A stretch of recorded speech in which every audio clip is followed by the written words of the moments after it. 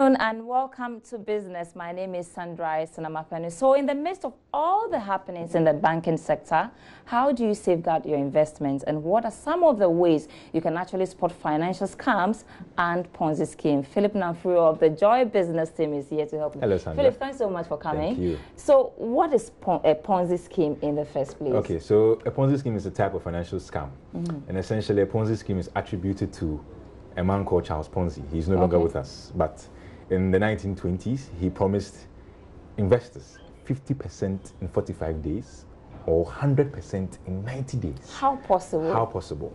Now, what he was doing was that he takes money from old investors and pays off interest to the new investors. So anytime anybody brings money, he takes that money and pays it back to the old investors as their returns. How sustainable is that? It's not sustainable. What you're supposed to do with investments is that when we give you money, when I give you money, you take the money and you invest it in interest-earning assets. Simply, you lend it to somebody, the person pays you interest. You put it in stocks, they give you dividends or something like that, or bonds. Then you put back some interest and you give it to us, the investors. So that's what investment is supposed to do. Your money is working for you. But what Charles Ponzi was doing in the 1920s was that when he takes your money, he waits, takes some more, and puts back the new one on the old one and calls it an investment. And it wasn't sustainable. So that's a Ponzi scheme.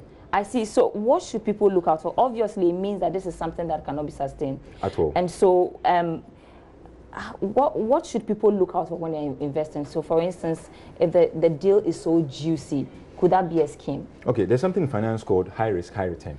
The higher the risk, the more the return. Okay. And vice versa. But sometimes the risk or the return on some investments are unbelievable and too good to be true. And it takes some amount of financial knowledge to understand. So the first thing I would say is that you have to speak to finance professionals, investment professionals. And the Securities and Exchange Commission is the one regulated or one mandated to regulate this industry, you understand, or the Bank of Ghana.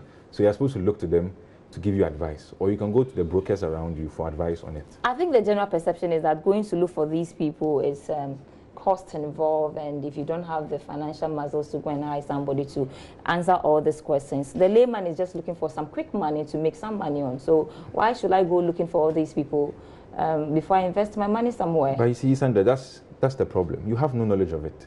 So why don't you go and seek help?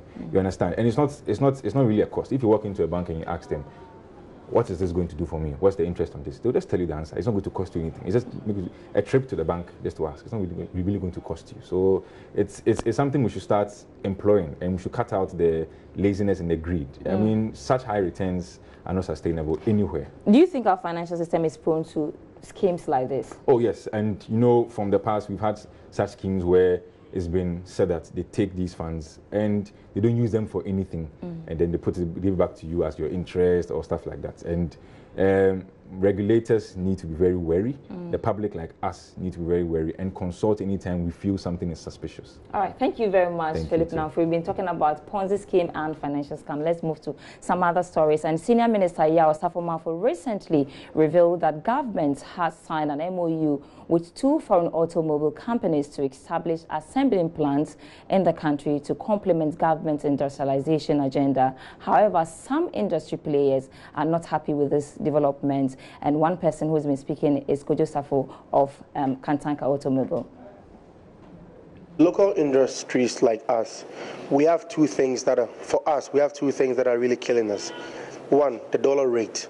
I mean, the ones, it keeps on going up. But if government was to purchase more of our vehicles and support us through the purchase of our vehicles for government institutions, we would not be much affected with the dollar rate. We would definitely, yes, be affected, but the heat wouldn't be as much as it is now.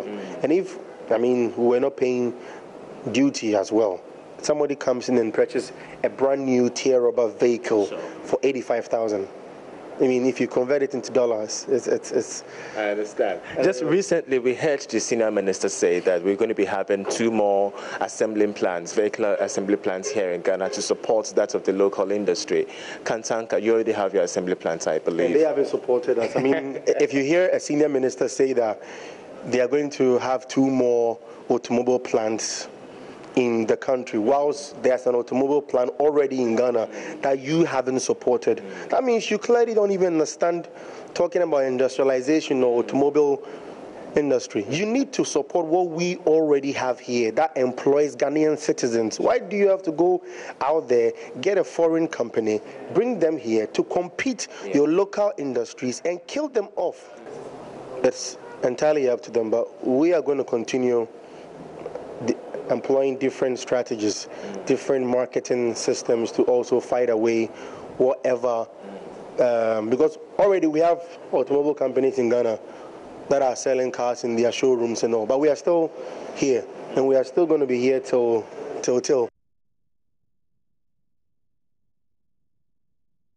All right, so that's all for business for now, but there's more business news with Emmanuel Abwaji Wiafe on the marketplace. My name is Sandra Isinamafenu.